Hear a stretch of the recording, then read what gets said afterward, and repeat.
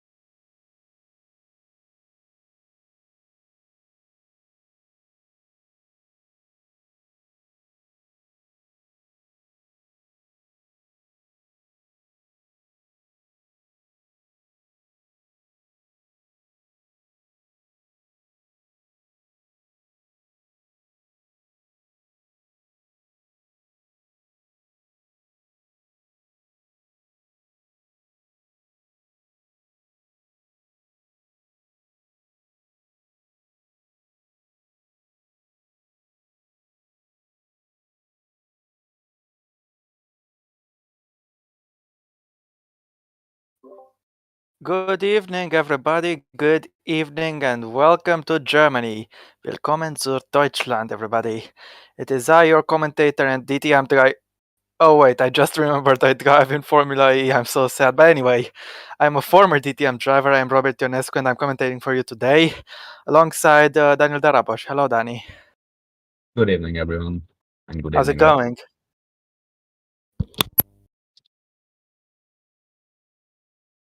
How's it going?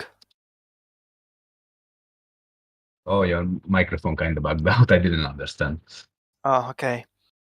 Anyway, And- everything's going great. All right. Well, in any case, yesterday was an interesting qualifying session with Daniel Adventure taking pole position. Evening and welcome to Germany. But without further ado, it's time to look at what the grid is for today's race. And I'm going to fix my mic real quick. Sorry about that. Oh, Jesus. Okay. Okay, let me know if it's all right now. Sorry for any errors. But it is Daniel Adventure on pole position, Mateusz Turvik in second, with Julius Anderson in third place, with Khalil Shahin joining him in the top four. Victor Wilbo is in fifth, Jared Fosbury in sixth, Florian Welken in seventh, and Maxim Titkov in eighth. Yep, Adam Wolf is in P9 with Mateo Catalan in the Silver file in P10. Behind him, we have Max Nordberg in P11 and Thomas Bennett in P12. In 13th comes Will Parrish, 14th is Rivki Fakrezane, 15th is Lincoln Pana, 16th is Jay McKenzie. Yep, Bartosz Klos is in P17, the Ferrari test driver. Gabriel Rico right behind him in P18. Davi Suarez, the 2018 GP2 champion, is 19th on the grid on his return to the GP4 community. Roman Quag down in P20. And running off the grid is Christoph Benelek and Will Nero. Yep, indeed, the 2017 champion in the top tier, all the way at the back today. And there's going to be a dry race, no threat of rain whatsoever. So it's just a good time for some Baden-Württemberg racing. Are you ready, guys? Here we go. Don't forget, of course, guys, in the championship, Daniel Adventure has 1 point due to having a pole position. Everyone else has 0 points. Obviously, that's going to change, but we don't know if he will win or someone else will take the victory. In any case, it's time to begin the race here at Hockenheim. What are your thoughts on this track real quick before we get going? It's a classic, if I'm being honest, so nothing else. Alright. Well, it's time to get going. Here we go. Adventure on the right of your screens. We have Turvik on the left. Who's going to get a better run into the short run towards turn 1? Who's going to be in front? Usually the outside has an advantage, but things can always change. The DTM season is about to begin as we got 4 lights red, now 5 lights red, now 0 lights red because we're underway and racing. Good start for Adventure, but Turvik is going to try to get into turn 1. It's going to be difficult though. Let's see if Adventure can hold on. Looks like Anderson is squeezing in there. He's got second place already. Adventure has extended the lead. Meanwhile, Anderson up to second. Turvik is under threat while losing in our position. Here comes Ibobo in the Phoenix. Looks like Ibobo's got him nicely down there from the OC's resident musician as Thomas Bennett is in 13th there. In the car I used to drive. I hope Thomas can take good care of it. As now Fosbury looks like he's making a move. Turvik is losing 1 place after another. And Fosbury's made it work nicely before. You have an attack behind Catalan. Tried to make a move there, couldn't quite pull it off. As Will Neller, ooh, close there. Some close action, but he's up into 17th. Great start, he's gained 5 places. Yeah. Tried to gain another 1, but couldn't quite make the job done. Get the job done. I almost did a double overtake into the hairpin. Yeah, almost, but as they say, almost isn't good enough. Yep, true. As now, we're on board with Thomas Bennett in 13, now we're on board with Bartosz Klos and Campana. Actually, we're not on board with anybody because we're scrolling through the areas very quickly. But anyway, Daniel Adventures had a great first lap. He's only got 46 to go. Not a big number, but Julius Anderson is looking quick behind him. Ibobo is falling off a bit, and also Turvik had a really bad start. And he'll be looking to make up some ground. And he's already going at it. Being the wise and cautious man, not trying anything into turn 3 though. As now look at Klos. He's going for it, forcing his opponent wide. Looks like he's got the position, but he's gonna lose it on the left-hander. No, he's not. No. He's kept it. Turvik, as I said, trying to move on Fosbury and... He's gone for it well. Yeah. Meanwhile, take a look at this because Will Nair is trying to get a position from Bartosz Klos. Klos was overtaken here by Fakrezane when they touched. Just a little bit. The Ferrari and Mercedes test driver is clearly duking it out. As Christoph Wernick is down in P20. On board with Davi Suarez, he made a great pass here in GP2 a few years ago, but this time he's not thinking about it.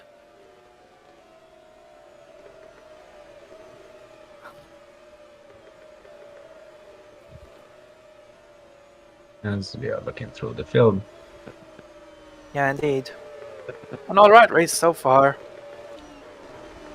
Well, it's been only 2 laps, so... Yeah, those 2 laps were alright, wouldn't you say?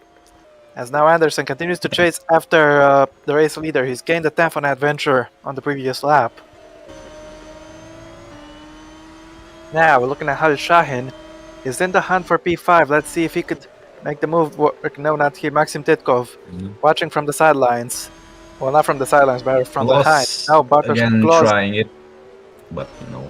Try to have a look at Campana. what they're saying there. Berlin Campana's made it work nicely. American up into P17, the former Williams driver, has made that place quite nice. Now Shahin is going on the attack. Let's see if he can get past Fosbury. Yes, he can. Fosbury has not lasted too long in this race.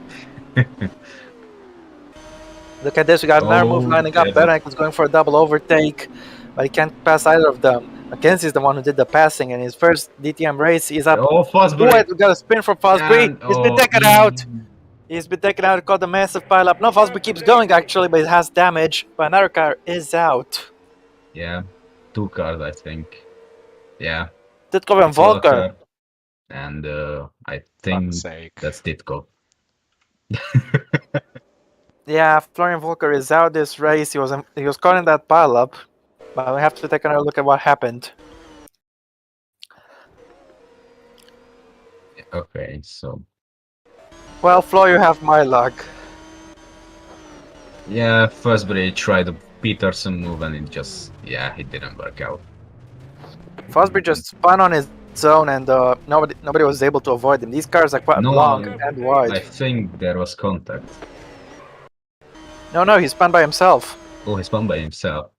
No, there wasn't a big contact, sorry. But he still had the massive lockup either way. Yeah, and Titkov was just unlucky, and then it was a chain reaction, so yeah. Yeah, indeed. Well, Titkov and Volker are at this race, and Fosbury has taken a lot of damage. Indeed. Well, that's not good news for some drivers. But the guys at the front have got a little bit of a bigger gap thanks to this mess. Yeah, the front 2 are really close actually. Yeah, I could say that again.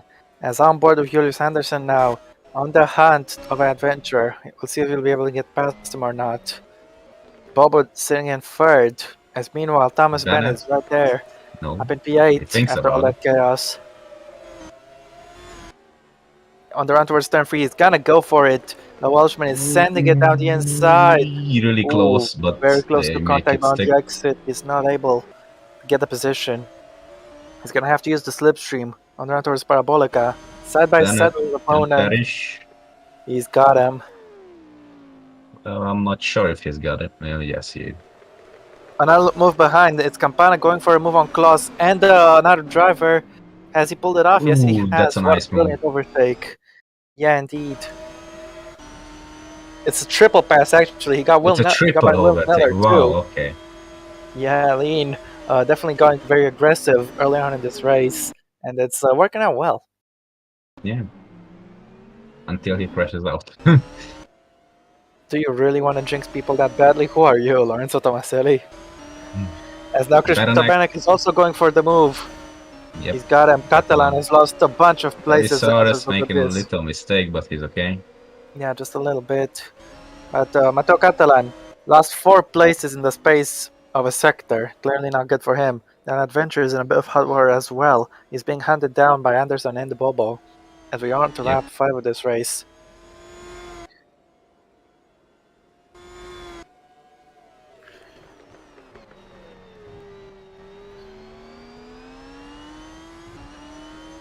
Not close enough on the run to Parabolica to get an attack here, but with the slipstream he'll be able to close up a bit. Book your driver training at whatever. Anyway, Catalan trying to gain back the places he has lost. His first target is Christo Bernek. He's going for it into turn 3. Bernek shuts the door. Has managed to keep him behind. On exit, it remains the same. Catalan is under a heap of pressure actually now. He'll be very vulnerable from the slipstream of Davi Suarez. In the former Rahul Patel car. Yeah, indeed. Here goes Suarez. He's gonna have the inside, the former GP2 champion. This is his first race ever since that he won that title, because he didn't actually compete anywhere in 2019, but he's back now. Albeit not in GP2. But either way, he's in front of Mateo Catalan. But for how much longer? Well, for at least this corner too. Manquag is at the back of this train. Meanwhile, we have Gabriel Rico. He's trying to overtake the Brazilian, but with no success so far.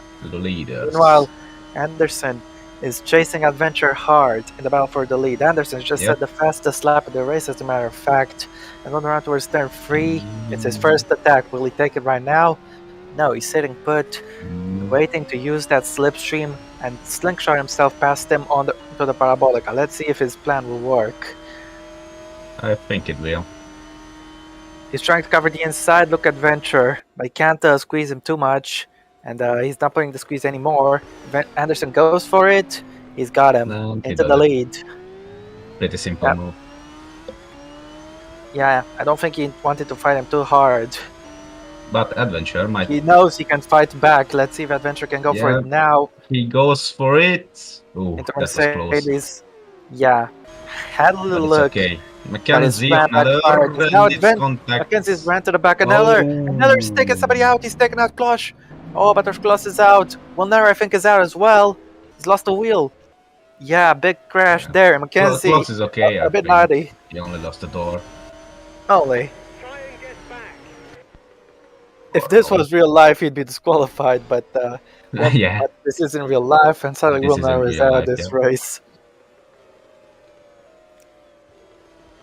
Julius Anderson with another fastest lap, going with a 1:19.1. Yeah, indeed. Anderson clearly pushing very hard. Now that he's got the lead, he shows no sign of letting up. As let's see what happened here. Neller got nudged a little bit by Mackenzie. He completely lost his car under braking there. There was nothing he could do. And Bartosz Kloss, innocent bystander in all this. Thankfully, he only lost his door, but Will Neller lost a whole lot more. Yeah. I mean, a wheel may be much smaller than a door, but you can keep racing without a door, but you can't keep racing without a wheel. And but in real life you couldn't, but here you can. Yeah. Weight reduction. Weight reduction, exactly. Yeah, but it messes with the balance of the car, you know. Yeah, it does. Now he just needs to remove the other one, and then it's it may be a bunch of weight reduction, but it's also weight transfer. It's gonna ruin your stability in the corners. As now we have a move from Gabriel Rico, a failed move. He doesn't even think about it. He makes a little bit of a mistake, actually. It's gonna put him under pressure. As now Krzysztof Beranek is on the prowl of Bartosz Kloss, the one-doored Kloss. He's gonna try to hold on to another position. Now Beranek is definitely not close enough to go on the attack here, I don't think. No, he's not. Another yellow flags are out at the first corner. Oh, Nordberg makes a mistake.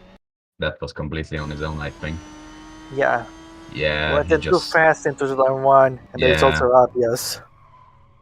Lost it on the curb, and the spin ensued quite quickly. Well, turn one can be very, very rewarding if you get it right, but also extremely punishing. It almost invites you to exceed track limits, but if you do that, you could find yourself the wrong way around. Yeah, Charles Leclerc experienced that in 2018. Hey, and Lewis Hamilton and Valtteri Bottas experienced it in 2019, so you know. Yeah. So you need to... I think that is the most difficult corner of the circuit. It may not look that imposing, but trust me, it is.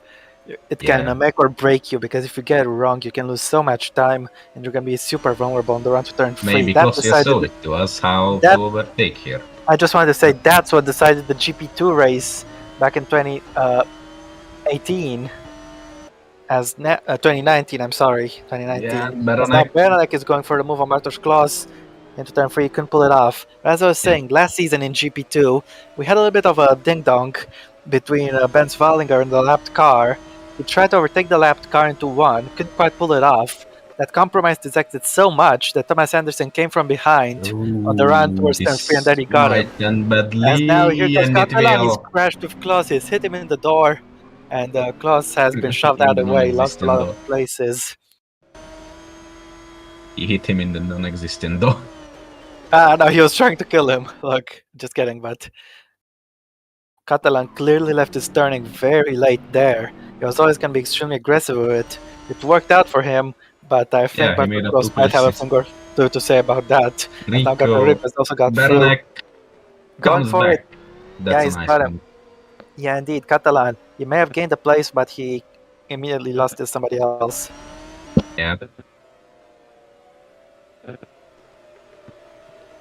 Everything okay? Rico with interesting moves. Yeah. Everything okay with my mic? Yes. All good. Yes. I hope it's not making any sounds. It's all good. Okay. Alright, we're on board with Norberg now, with quite a way down. Meanwhile, Anderson has pulled up 1.6 seconds on an adventure, so he's doing good. Catalan, meanwhile, is behind Bartosz Klos. These guys are in quite one hell of a fight. And let's see. Swords. He is behind Beranek, I'm sorry, not Bartosz Klos. Here is Bartosz Klos. Trying to get Gabriel Rico into turn 3. He sent the Brazilian very wide. Baronek says he can't pull. He can get the job done actually, side by side with him into the Einfahrt Parabolica. He's got him. We are not going to see it. We are going to see David Suarez. He's gonna die for it, watch out. He doesn't want to hit Klos here. He doesn't hit Klos. That was incredibly close. But the 2018 GP2 champ has made this move work spectacularly. He pulled some heroics here in 2016 in GP2, Rico and he's doing it again. Or no, this is Quag, yeah. Almost hit Klos as well. Wow. I swear they are trying to kill this guy. Yeah. Meanwhile, I keep confusing Klos and Beranek together. The cars are similar liveried, so you know. Yeah. Especially when you look at them from on board the guy behind. You see the rear end, which is very similar for both these guys. Sure, the front may be different in color, but the rear is pretty much identical. Yep. It's now on board the Link Campana in the steer profile. It's his first race back in this tier, and he'll be hoping he won't stay here too long. But unlike me, he'll be hoping he'll go up rather than down. As anyway, Campana is in P9 at the moment, one place away from some points. Suarez? That's not what you do. If you're wise enough, you won't do that. Catalan had the little look on the inside there, that's why I shut the door. Meanwhile, Rico is going for it on Quag into turn 3. Quag kept him behind quite with some good defending. As now we're on board with Bartosz Klos, the Ferrari test driver, is going for it on the former Toro Rosso driver. He's gonna get him into the hairpin nice and easy, and yes, he does. Yeah. I think he's finally getting adjusted to that sun weight transfer. Yeah, I was about to say that. In any case, yeah, Klos is back up at the 14th, but he'll have a few more places to gain if he wants to get anywhere near the points. As now Roman Quag, we're on board with him into P16. Anderson with another fastest lap. He's flying around there on track today. I wonder what his strategy is. Because if he's on a 2-stop, he's gonna need to push a lot. If he's on a 1-stop, I think he's the clear winner, the clear favorite for the race win. But if he's not, it won't be that easy. Adventure looks like he'll be on the 1-stop, judging by his running fuel. But I wonder about the race leader, Anderson.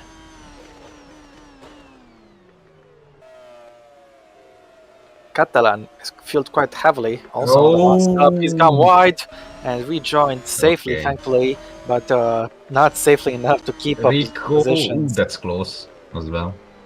Yeah. But Quag keeps it ahead.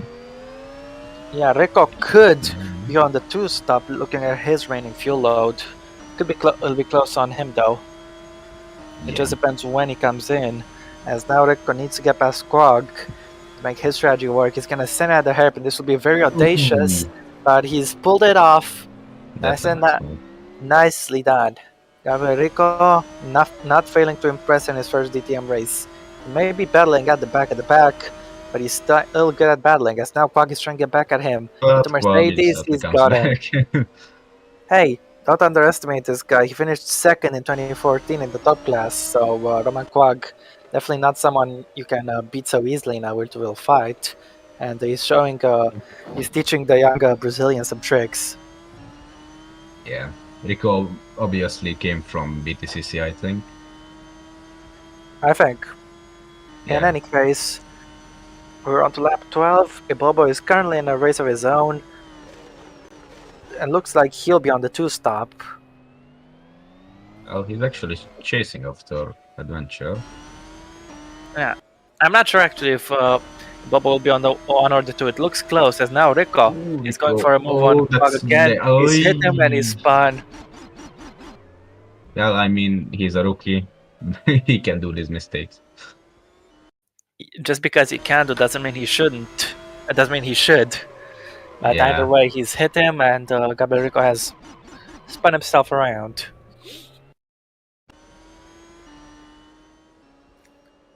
Well, he just lost a heap of time.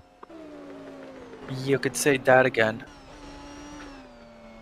Now then, on board of Adventure, he's dropping back quite massively to Julius Anderson. The gap is almost at 4 seconds. Surely will be at 4 seconds when he crosses the timing line. Yeah. And the Bobo is pressuring him quite hard. The bridge not should that be able to hard, attack him onto this lap. But I don't think he'll be close enough onto the Parabolica. Yeah, probably not close enough. He's gonna have to wait a bit. Anderson also could be on a 2-stop. Yeah, looks like it'll be close on fuel with him. He's increased the gap to just over 4 seconds. 4 seconds and 600 of a second actually, but yeah. You can see there, Adventure defending from a Bobo in the background. Bobo not putting too much pressure on him right now. He's taking his time, being quite patient. But I wonder how long his patience will last.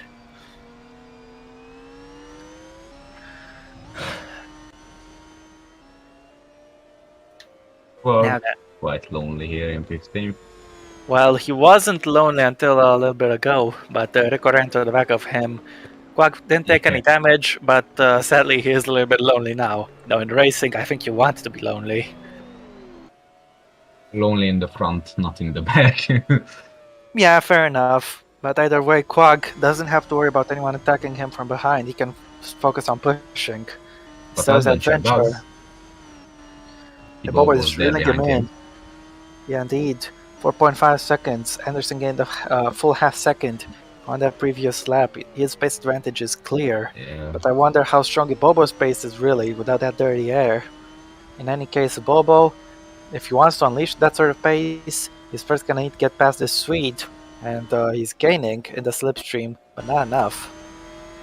As now Campana is going for the move on Will Parish for the points.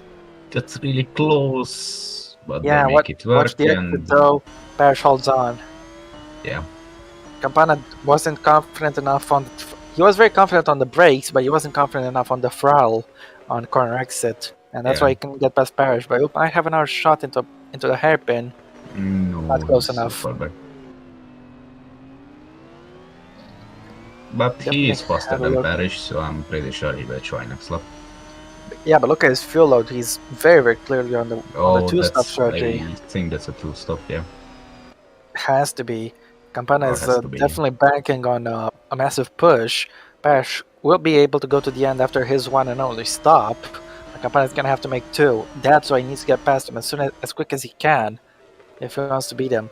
The 1 and 2 stop can be quite close together, but if you're in traffic, they won't be so close. Yeah.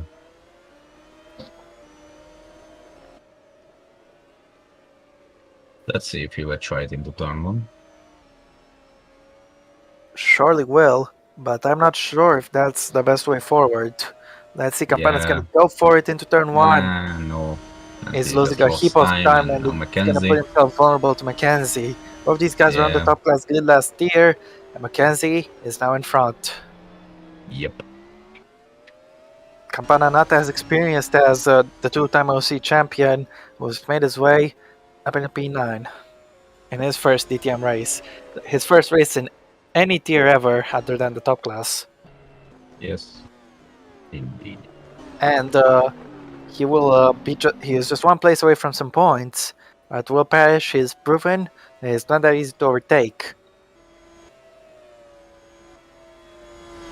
Obviously, this is the first time these 2 guys have raced each other, and yeah, because I don't think Jay Mackenzie was in the Indy 500, so yeah, that's all I'm saying. I think he only ever raced in top class. But anyway, speaking of the Indy 500, I believe the signups are, if not over, they're almost over, so one of the 2. And we will have the 500, you know when we'll have it, after the Monaco Grand Prix weekend, of course. And I think it's going to be one hell of an entertaining race, just like it was last year. Now then, lap 16 for the race leader. He's increased his advantage by another second since we last checked. So clearly, he's got some strong paces. Now that we saw he's going from one Crystal Bannock into turn 1. And I don't want to call Suarez a dummy, because he is a champion, but that move wasn't the wisest. As Klaus makes his way through duly. Danny, I want to point out something. Bobo seems like he's halted his attack for the moment. He's not getting any closer. What do you think? True. Yeah, he's just there behind 6, 7 tenths, and he's not really doing anything, so... I think he is starting to close in a little bit, but I'm starting to feel like that car has that car is set up, I guess, a little bit worse on acceleration. I can always see Adventure getting the better of the Brit on corner exit, and I think Bobo might not be close enough out of turn 1. Let's see. Yeah, look. Adventure's exit are just better. Bobo make up for it with the slipstream, which could give him an opportunity on the run towards the hairpin. Yeah, he brakes later than Adventure, but the exit is worse. Yeah, look, his acceleration is just inferior, and yeah, it's like even if he's got a lot of slipstream, he won't be close enough to attempt the move Victor Bobo. Yeah, that's weird. Maybe he's worried he might have overheated his tires a little bit in that dirty air. Not sure, but either way, the Brit doesn't look like he's attacking too hard right now. Just biding his time. Of course, if you're a high caliber driver, you can cool down your tires, manage temperatures, and stay close to a car behind. And I think that's what Bobo wants to do for the minute. Get his car in order before he can go on the attack fully. And the Adventure, even though he's got the better on him on exits, through the corners, he just appears to be nowhere. That's why Bobo is faster than him. He's faster than him everywhere except in the key area which he needs for overtaking. Yeah, again, you can see that he's just left behind here. A bit. Yeah, indeed. He might get another shot if he has a good exit from 1. No, I doubt it. This wasn't that bad. This time his exit was about the same as Adventure, and that alone is a good start. And it's definitely a lot closer now. His exit this time wasn't atrocious. In beginning the slipstream, if he's bold enough, he can send it. Though I think he'll be comfortable to stay behind for now.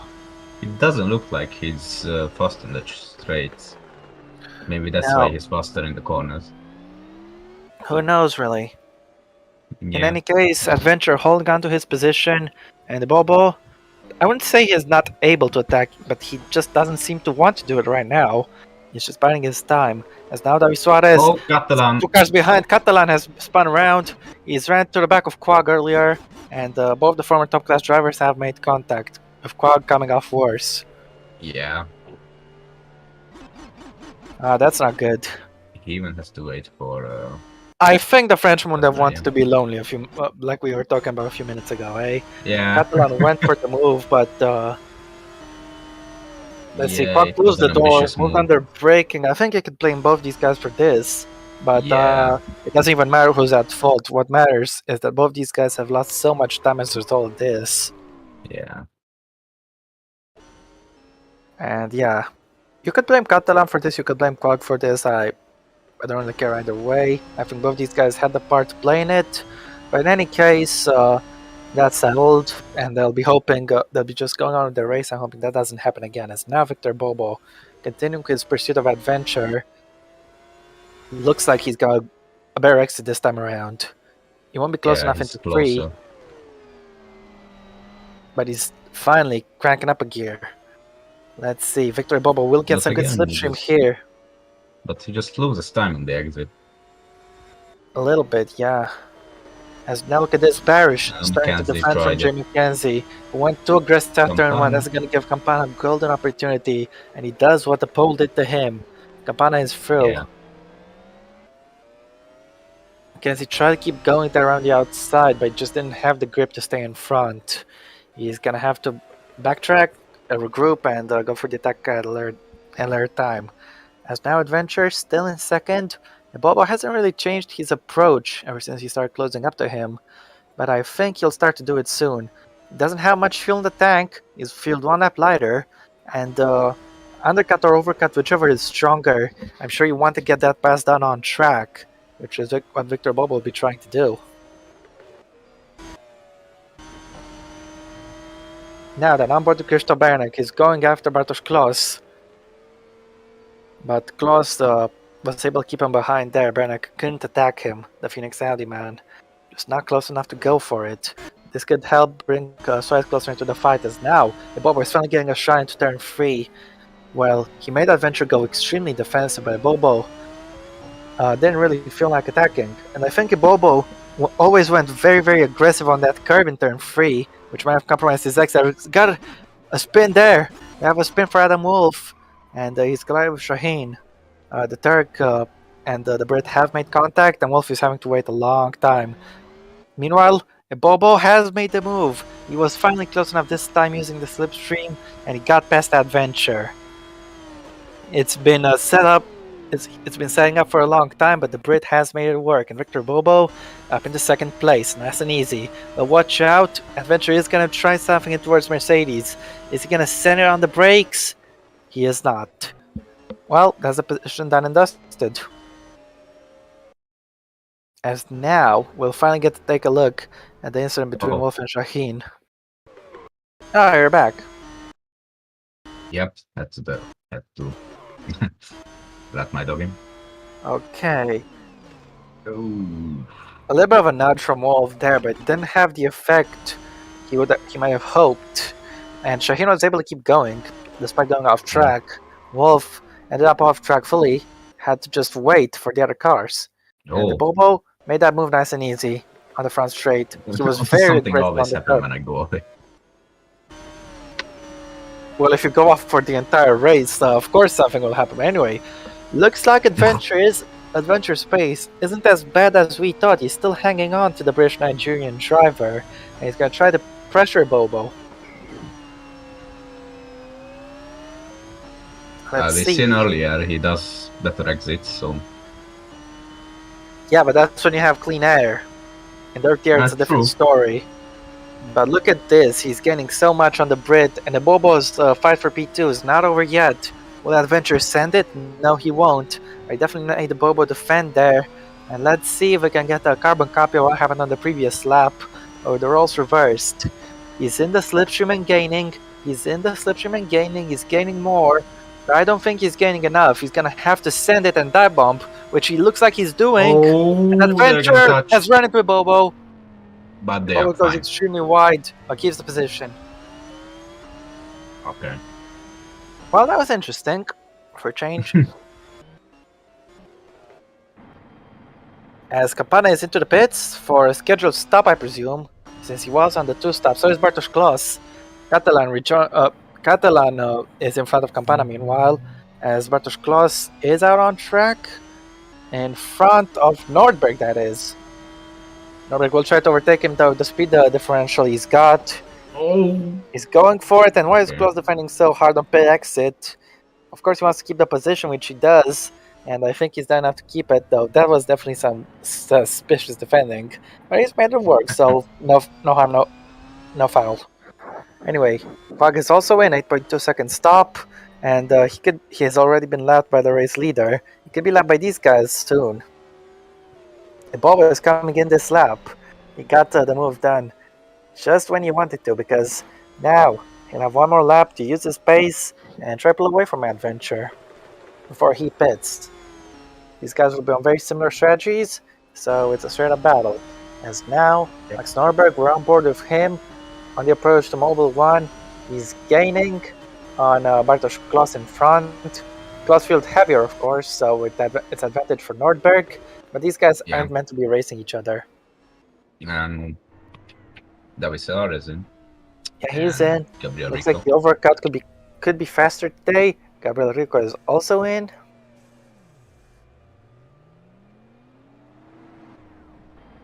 And 5.7 second stop from the rookie Brazilian. As now Nordberg was able to send it past Klos. Look at that exit there. Rico rejoined just behind these guys. They're still side by side, Nordberg and Klos, but the Austrian has the inside, which he doesn't take. Very curious. He just slowed down there. I think I think someone should tell Norberg that we're not under blue flag conditions, but he's gone back to pushing right off the bat, and this time he's gotten even before the braking zone. He's just faster, but close. He spun. Close. He spun it. Ah, what was he doing? And he's gonna go into the. Oh no! Okay. Look at that corner cut. Respect. In any case, yeah, that was an atrocious corner cut, but I don't understand why he was racing Norberg so hard. These guys, he should have just let him go, in my opinion. I don't think he was expecting Norberg to cut in. When Norberg got him on the straight, he was fully entitled to go back to the racing line because he had a car. He had this car fully in front. They weren't alongside anymore. Well, but Klaus went too late on the brakes, I think. Can I say something? Norberg really moved late. Yeah, true. Into his path, so that was gonna happen. I guess. It's a shame, in my perspective, that we have so many spins this race. It's better for the viewers. Maybe. No, it's not. Except, well, it's definitely not for the viewers that are also racing. Meanwhile, Mackenzie has a pit call, but before he pits, he's gonna want to make that move on Victor Bobo. He's just come out of the pits. Here he goes. Yeah. These guys haven't raced each other in a while, but Mackenzie is through. Yep. Now then, as well. Yes, he is. After that pointless move he did, he's in. Yeah. And Bartosz Klaus lost all that time for nothing. Yeah. He shouldn't have been racing with this guy, but alas. 7.4 second stop for the Austrian. And what's going on? Are we looking at adventure or something? Yeah, looking at Anderson. Oh, he's coming as well. Oh yeah, he did. And he Bobo also. Yeah. But we saw that. It's a one stop for these lot. Look, he's got so much fuel. Yeah, I think it's a one stop for everyone. I think Campana could be on it too, as Mackenzie is definitely going for it on a Bobo now. This could harm a Bobo in his fight with Daniel Adventure. Don't want to get any traffic in this race. Yeah. Speaking of Adventure, he should be in, if not now, then next lap. Norberg is out. Adventure is staying out for another lap. That could be crucial, as Thomas Matt is in P5 in front of Will Parrish.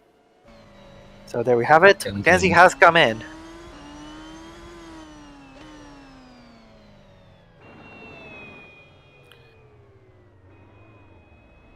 And here it goes. The two-time OC champion makes his first DTM pit stop. 27 laps of fuel, just under. Good enough to the end. And a little bit of hold up for good measure. It's not the first time Beranek has ruined someone's race. Just kidding, just kidding. In any case, 6.9 second stop for Mackenzie, not including the hold up. And he's right in front of Campana. With the speed differential, the American should be able to send it right to the back of him. And Mackenzie's been spun. Yeah. Yellow flags are out, and Mackenzie's charge for points has come to an unceremonious end. Well, now Campana. No yellow flags in this part of the track, as the yellows have been lifted and Wolf is through. Now Suarez attacking Beranek. Let's go! He's got him. He's got him. Campana might try something, but no, he's too far. It was never gonna work. He didn't seem to have the grip, as now Dan Adventure is in. Let's see if he can get out in front of the Bobo. With 25 laps of fuel, 25.9 actually, he's behind Parrish. He's in front of the Bobo. He's got the jump on him, look. Great stuff. Yeah. So all of the Bobo's hard work might have been in vain. He might have to do it all over again. As Hadishan is out of the pits, 6.4 second stop in P7. Thomas Mayer is also out of the pits. That chaos earlier between Mackenzie and friends helped him get into P8.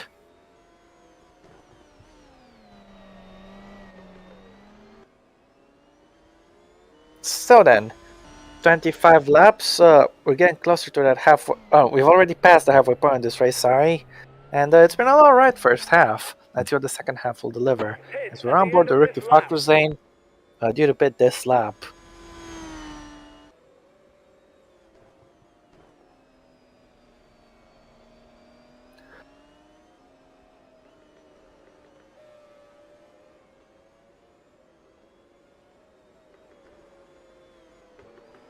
Not much really to talk about right now. Matters Turvik, the professional race leader, will also be coming in.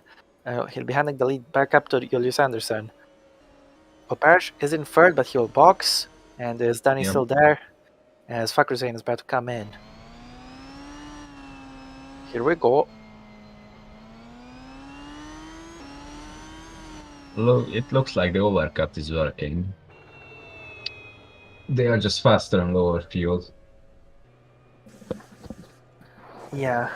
Oh, there's a voted track next. I totally forgot about that. Yeah, but Phil will tell us after the race. I wasn't watching yesterday. In any case, the pit stop is done. And Fakruzane rejoins in P12. He's not fighting anyone now, so he'll be alright for timing. As we're on board with Campana, he's going to the end as well.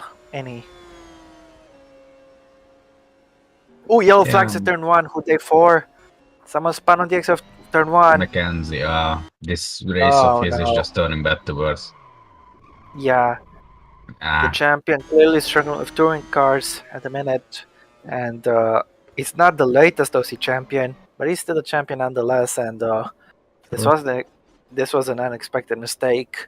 Mackenzie's confidence has clearly been blown right out of the water after that collision. Turvik is in. Yeah. He'll be handing the lead right back to Anderson. And Anderson has a 7-second advantage over Adventure. He had the edge on him in the first stint, but Adventure did pit 3 laps later. So let's see. The pace advantage should be a little bit less. Maybe even Adventure can start to make some inroads. Parrish is in also. Yeah, 7.5 seconds stop for him. For Turvik, Parrish is also in. And Turvik emerges in P4. The race is going quite well for him so far. Let's see if he can push and perhaps get closer to the top 3. It will be a tricky quest, but not impossible. As Parrish rejoins right in front of Bennett, there will be some close racing here though. Bennett will attack into turn 3 or not. Really close, but they make it work. Yeah, but don't forget, Bennett will get that slipstream. His exit wasn't the greatest, but he should still be close enough to attack if he does bumps. Okay, no, he won't be close enough. Nope.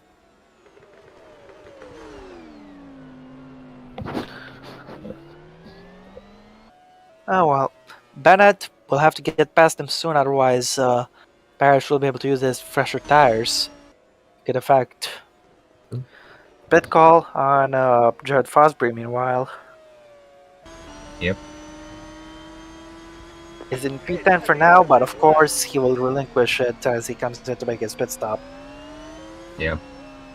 He's one of the latest to come in. A chance for points, but after that spin he had early on and that big pile up, his chance of points has pretty much vanished.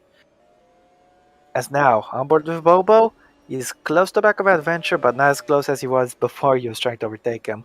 The gap between the leaders, meanwhile, is 7.3. I just noticed the corner of my eye. So we'll keep an eye on whether Anderson can continue to extend the gap like he did in the first stint, or if Anderson will be able to take some chips at it. Hit the chip away at it, I should have said. Fosbury is in, and Anderson is continuing to lead. Not the most exciting race for the front 3, but alas, we still got 20 laps to go. Anything can happen. Well, less than 20 laps now. Let's check the gap. Let's see if Adventure can close in. No. It doesn't look like it. It's about the same. Yeah. Bobo is just under 2 seconds behind Adventure. Turvik is 7 seconds down on the Bobo, but he has much fresher tires. Sure. Well, not much fresher. I'd say about 5 laps or so. Still, he does have a tire advantage, and he'll be trying to chase after Victor. Yeah. Who knows? Turvik could find himself not just on the podium. He could find himself in second if things go his favor. If he can unleash that pace. Let's keep an eye on that gap. 7.5 last time out we checked. Let's get the update. Why do you have to be like this, automatic camera? We didn't get the update we wanted. Anyway, Anderson continues to lead. Shaheen is in P5, pulling away. Not pulling away, the gap is about the same to Parrish, but in any case. 7.5 still, and 7.4 between leaders. Looks like Anderson and Adventure are evenly matched for now. The Bobo is trying his damn hardest to close in on the pole. What do you think? What do you think, Danny? Sorry, I wasn't paying attention. Yes, what's going on? Oh my god, I'm not gonna repeat that. Flo, if you want to tell him, you can tell him. But anyway, this fight could go on for a while. Yeah. Adventure now is pulling away from a bowl. Not by much. Oh yeah, he's still pulling away. What were the two tracks up for the vote, by the way? It was the next one was Portuguese GP and is. Oh yeah, right. Algarve or Estoril, one of the two. It's Estoril and Portimao. Oh, okay, I knew it. Well, you'll know which one it will be after this race, guys. But in any case, we're on board with Adventure. We'll be keeping a close eye on that gap to see if it shrinks or not. And yeah, he lost P2 in the first stint, but he might be able to do a better job this time around. He's got 2 lap pressure tires and the same fuel load as Bobo, not like previously. So this would be a nice little scrap. I think it's gonna go to the checkered flag. But Adventure will have an easier time hanging on than he did on a previous stint. In any case, Bobo will be hungry for that P2. And don't count out Turvik. He could spring a surprise. Yeah. Okay, he's gained a further 10th.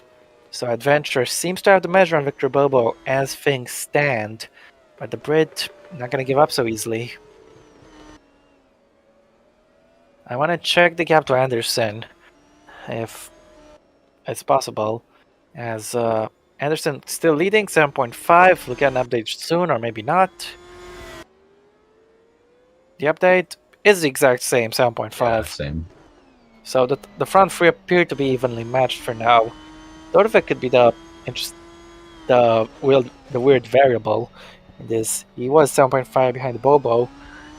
We don't know if he's reduced it or not, but he's gonna chase after him at 7.3. He's making some guesses. Shaheen has spun it, and watch out here! Okay. Oh, can Ben avoid him as well? Yes, he can. But Shaheen has lost 2 places. He keeps it out of the wall, and he could lose a 3rd place here. Look, at the move. Ooh, that was close and dangerous. Shaheen down to P8 though. The man who was last in the last season was third in the championship is not looking that good this season so far. Hey, I was last in the championship last season, not Shaheen. I said he was third. Oh yeah, fair enough. My bad, sorry. Anyway, Catalan is attacking here. No yellow flag, so he should be good to go, but he needs to make the move work. He's gonna try to send it on Christo Bernek, that is. No, it's Bartosz Klos. Hey, look, Klos has got his door back. How nice of the team. Yeah, got fixed at the pit stop. I think it takes a whole lot longer than 6 seconds to put the door back on, but in any case, very, very impressive work. It doesn't matter. But he could he could lose the position here. Yeah, unless they collide, but they don't. Catalan makes the move stick. Very brave, and he's got him. But let's see if Klos can answer towards Mercedes. He's gonna have to stand on the inside. But I think Catalan did a good job to defend there. It may not look like much, but even the tiniest movements can mean a lot in a defense. And Catalan was able to deter Klos. Klos could have sent it if Catalan went just a little bit more to the outside. But he didn't leave the door open. And Mateo Catalan has held on to the place nicely.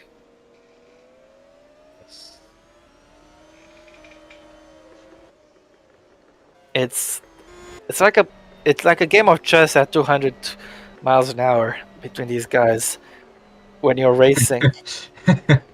Basically, the art of defending a position.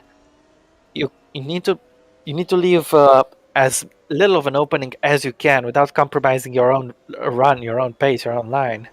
And kind of was able to do that, heading into Mercedes quite nicely. What do you think? Yeah, I would agree on that. All right. In any case, not Thomas Anderson. Sorry, I'm getting too many GP2 memories. Julius Anderson has crossed the line. We have 15 laps to go. And just like his brother, who won here in GP2 last season, he'll be looking to win as well. They're not in GP2, admittedly. Okay, I'm only allowed to make one mistake, okay? I'm not going to confuse the two Andersons again, I promise. So, trust me, guys, and when I inevitably screw up again, you in the chat can remind me of this. In any case, Anderson has increased his advantage. I was about to say Thomas, but I realized he's not Thomas. So this time I didn't say it, okay? This time I didn't You're screw lucky. up. In any case, Anderson is Julius mad. Anderson has increased his advantage to over 8 seconds. So he does have a little bit of an advantage. Not as big as it was in the first stint, but as long as these guys ain't catching him, then he's good for the win. Yeah. But we've seen so many turn one mistakes that I wouldn't be surprised if he would be the next to make one. Yeah. For anyone, really. Turn one is deadly. I'm sorry I'm sorry I offended you, Julius. I hope you can forgive me. In any case, the gap is over 8 seconds, and we'll go up. Okay, Anderson. We don't know because the graphic is an asshole. And I'm sorry I got this stream demonetized. But yeah. I got it demonetized when I crashed out, so. Oh, then it's no problem.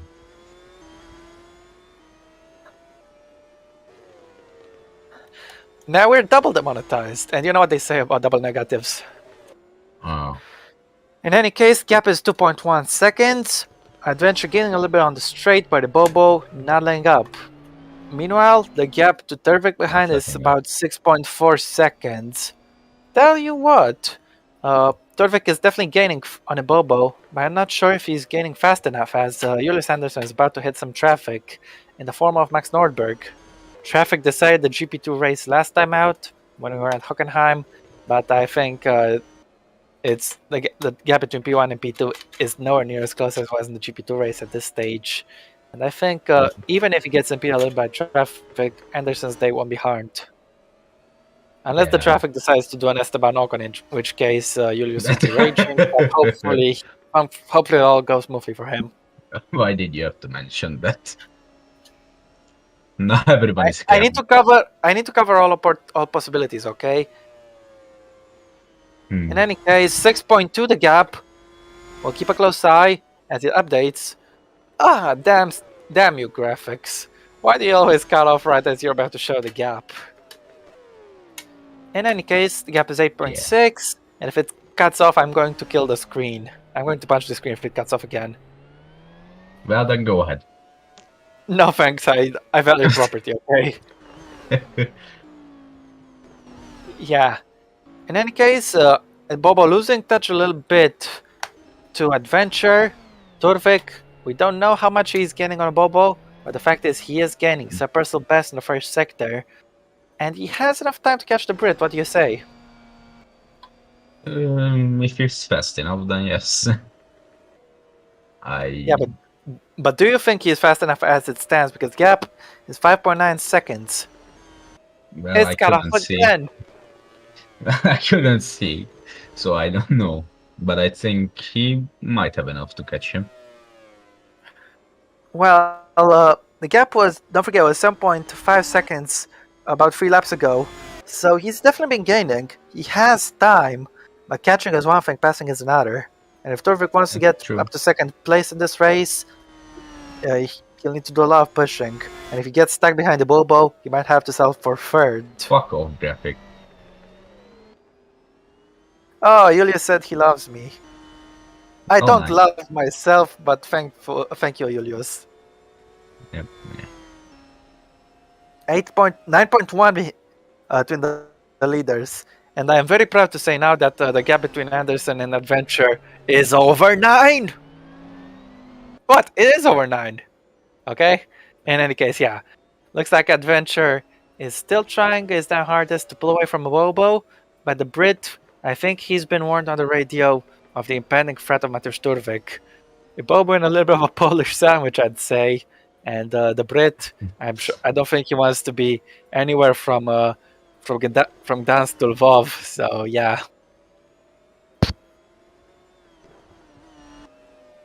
He's definitely gonna hope he can increase his pace. 9.2 between the leaders, and look at the gap. 6.1. Wait, 6.1. Okay, Yeah, Bobo then... actually started to respond a little bit. Yeah. 2.2 the gap. Keep a close eye on this. We got 11 laps to go in this race. 2.222. Nice. It wasn't as nice as my "it's over 9" comment. It would have been funnier if it was over 9,000. Yes, it's over 9,000 thousandths of a second. Lol, Dennis. It's true. Oh, Capata's spun! We got a spinner, and Ooh. he's lost P9 here. He's lost P9, and Suarez has gone through as well to go up into 10th. And Campana's day was going alright. He might have had the chance for points, but now that chance is absolutely zero, just like his current speed. Turn 1 is just counting its victims. Yeah, I guess. He's gonna have to wait for the whole pack. Maybe even to get a lap down. No, he stopped waiting. Oh, he's gonna crash. He's not gonna crash. And still, Campana has lost so much time. He's having to wait again. Even that's Nordberg pass, he gets a lap. Okay. He should be thankful that nobody is pitting right now. That would have been nice. You're sadistic, aren't you? You want to see people crash on the pit lane exit. It would be interesting. Yeah, well, in any case, Turvik stopped gaining on the Bobo. It's very interesting. And the Bobo can't exactly make progress on Adventure either. The gap is still over 9. So, yeah. 2.3 meanwhile, between Adventure and the Bobo. Like I said, Adventure over 9 seconds down on Anderson. I think Anderson will be doing alright. But don't forget, and these guys will have to deal with lapping Link Campana. You can see Turvik there in the distance.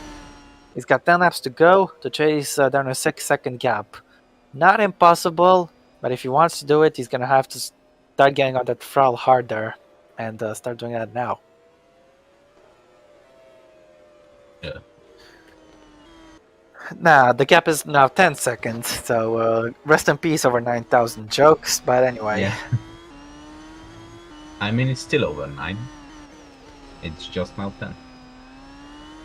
Yeah, but you know, it loses all the magic. Because yeah, it does. In any case, here we have that BMW driving experience on the rear wing. Yeah, very nice. I don't want to advertise for any car brands. I don't even have a driver's license or whatever. But anyway. I have an Audi. Adventure is still on P2. No one's been able to beat him today apart from Julius Anderson. And Julius Anderson, well, no one's been able to beat him. So, yeah. And he's coming up to next Nordberg. Yeah, indeed. You can see Campana there. I'm not sure if he'll be caught up by the guys battling for second or not. Turvik is 6 seconds exactly. He's gaining our 10th. But I don't think he's gaining enough on Victor Bobo. Yeah. I don't know what happened, but his charge just got cut. Maybe the Brit and Adventure both up their pace or something. Maybe Turvik over here the stars. I don't even know at this point, but in any case, he's not making as much inroads as he did before. He's not making any, actually, so... Hey, he did gain a 10th, be nicer to him. In any case, here we have Anderson, continuing to push into turn 1. He's just 8 laps away from the victory. And I think he's managed this race very, very nicely. He had some strong pace in the first stint, and even though it wasn't that strong in the second stint, he was still faster than the guys behind. Okay, so, Thomas. Okay. So he'll lead quite nicely. And guys, I promise that not a problem, but I can give you an offer. If I ever confuse Julius with Thomas again, You can guillotine me. I give you permission. In any case, here we have Daniel Adventure. Rob versus Twitter to fight him.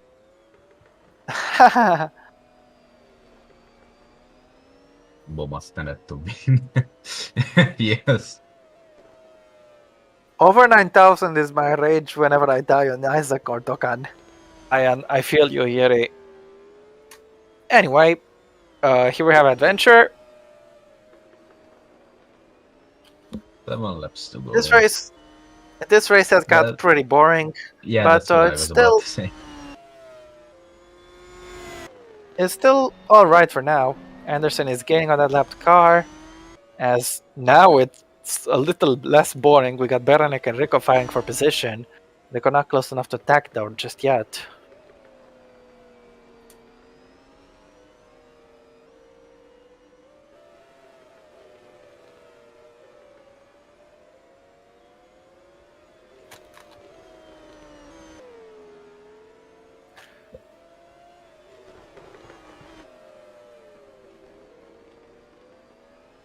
Yeah, 6 seconds, that gap between P3 and P4, 2 point something between P2 and P3.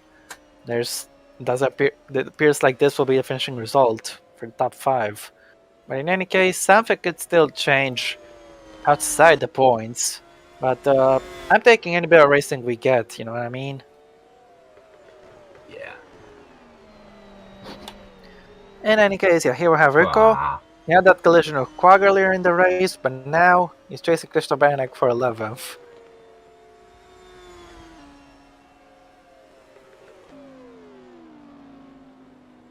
Beranek has got 10 laps of fuel left in his wagon, as meanwhile,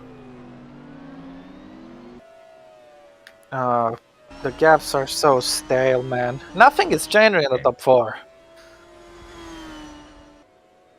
My internet is shit.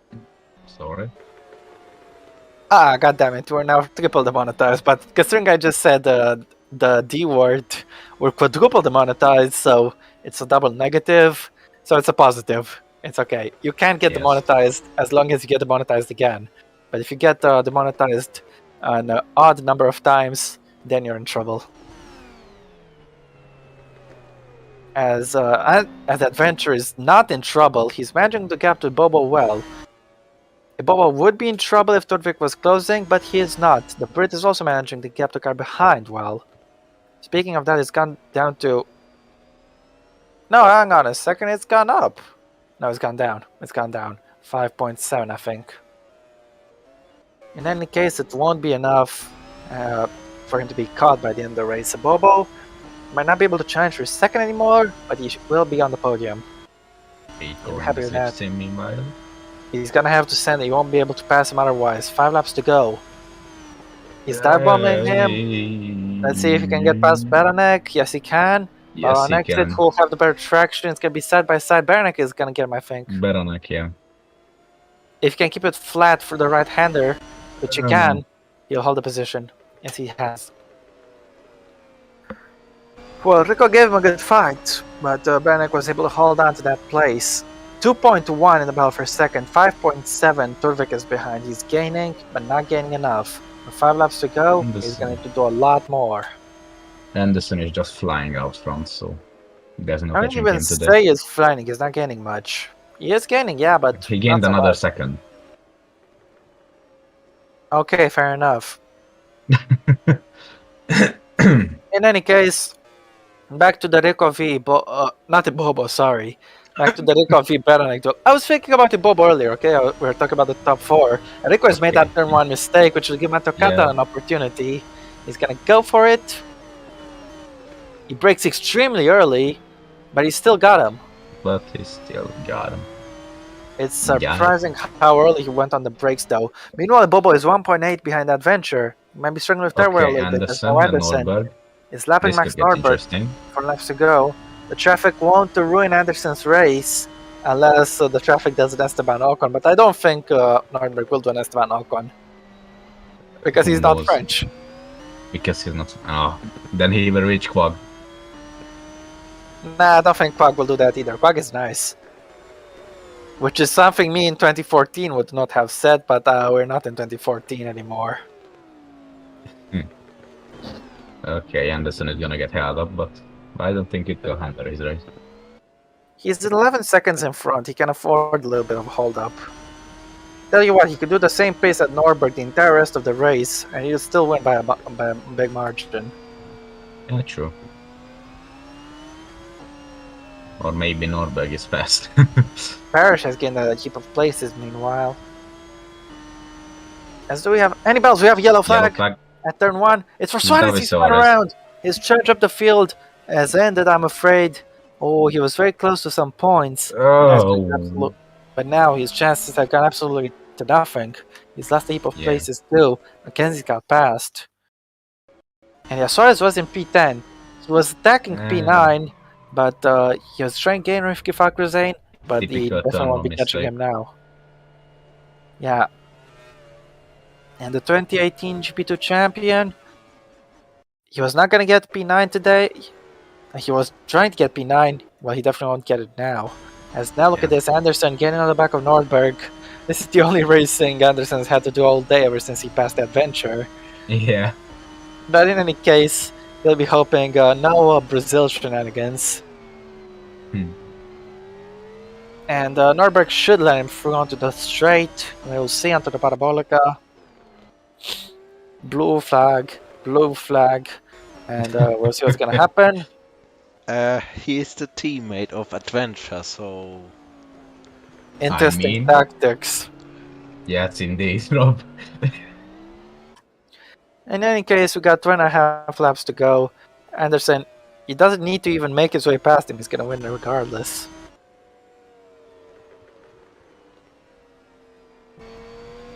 Yep. Well, at least we got some funny stuff to talk about while the second half of the race was boring. At least this will liven things up a little bit. Yeah. Let's see what the gap is going to go down to.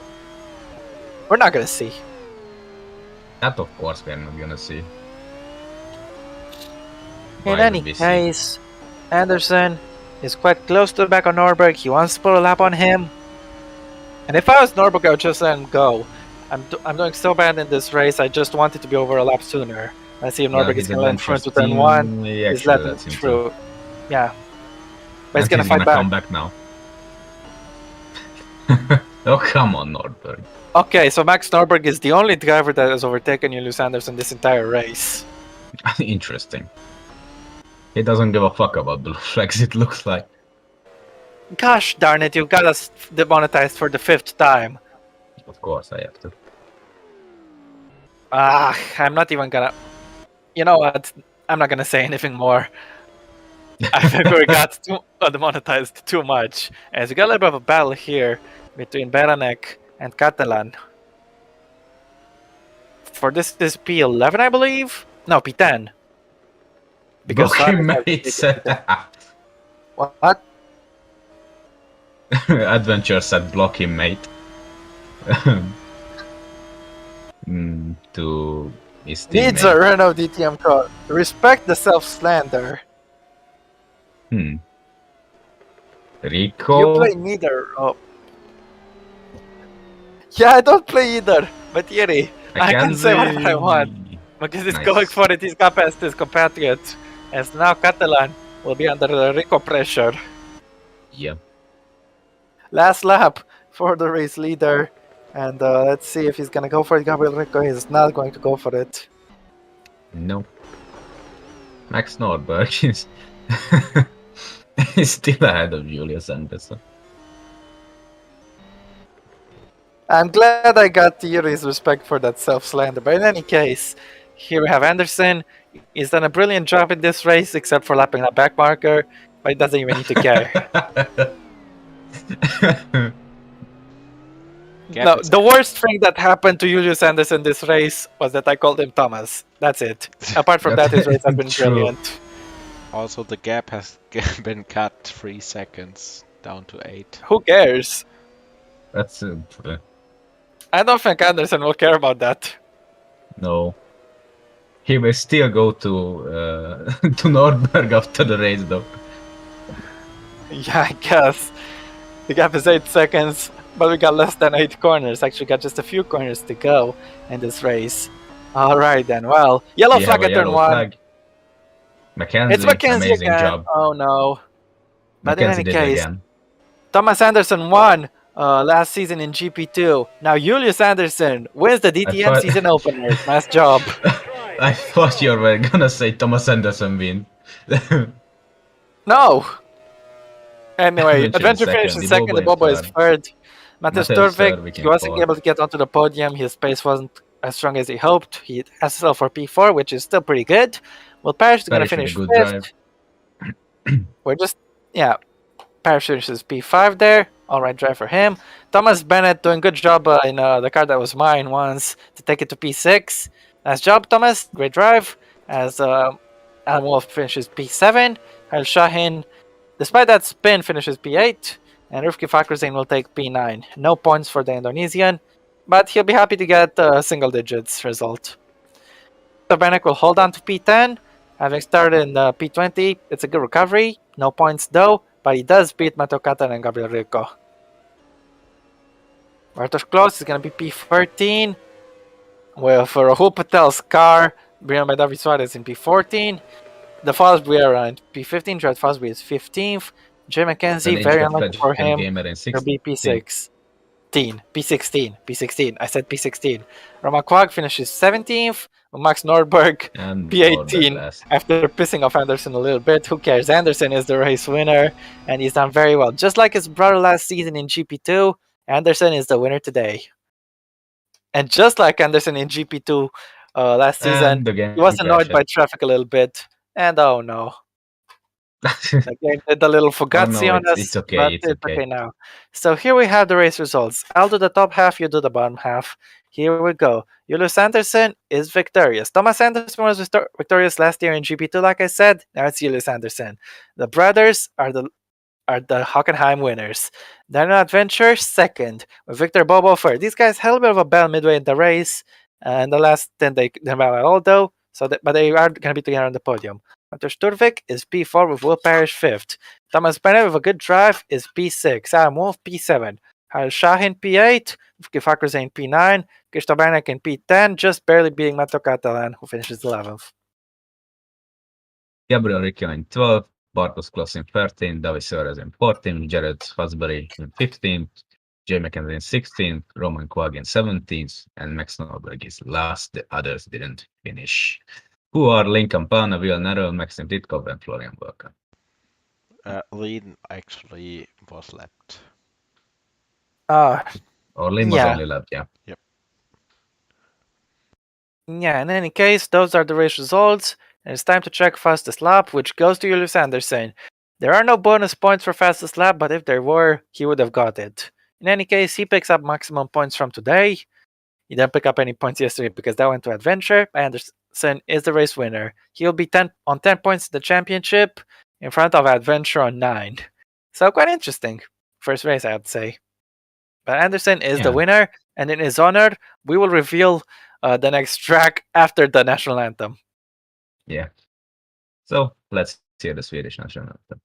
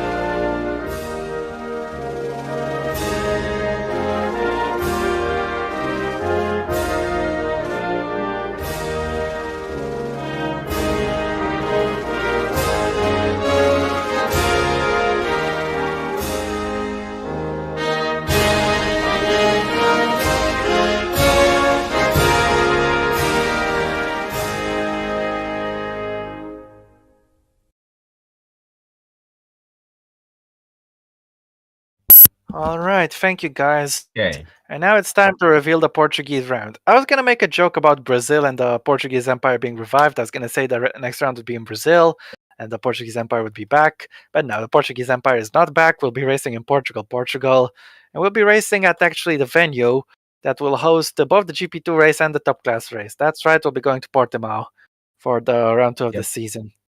But we'll be going next week. We'll be going a few days early to the top class crew, which should be fun. What do you Yes, think? indeed. Well, It should that's be been fun. In real yeah. life, it was. So That's yeah, been it from us. I know DTM doesn't usually do a driver of the day, but when I commentate, I always do driver of the day. So who is your opinion on driver of the day, guys? And I'm gonna go for Julius, not Thomas Anderson. I'm gonna go for Julius Anderson as well. Yeah, me too. It Oh, was is it gonna be the he was just dominant. Flo? Is Portimao with or without the chicane? Because Joe has Of course, asked. without the chicane. I mean, we used Without the the chicane, yeah. chicane version Well, before Portimao was even on the F1 calendar in all right. Well, it's gonna be without it. 15, 16. So without the Right. chicane, let's see how it goes. Should be interesting. Yeah, but apart from in any case, that's been the race. Wasn't the greatest race of all time, but it's still fun to watch, and I'm sure it's fun for the top 3. They've done a good job, and they deserve to be on the podium. Great job from Julius Anderson for winning, and I'm horribly sorry that I called you Thomas. But in any case, yeah, that's been it from us. We'll see you again with streams for the Zandvoort weekend, actually, which will be next week, and not a weekend, because tomorrow not tomorrow, the day after tomorrow, in 2 days' time, we will see you for GP2 qualifying in Zandvoort. So see you then, guys. It should be quite entertaining. But until then, take care and gute Nacht. Good night, everyone.